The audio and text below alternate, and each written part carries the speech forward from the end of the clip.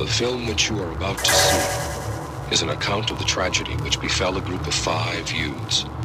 In particular, Sally Hardesty and her invalid brother, Franklin. It is all the more tragic in that they were young,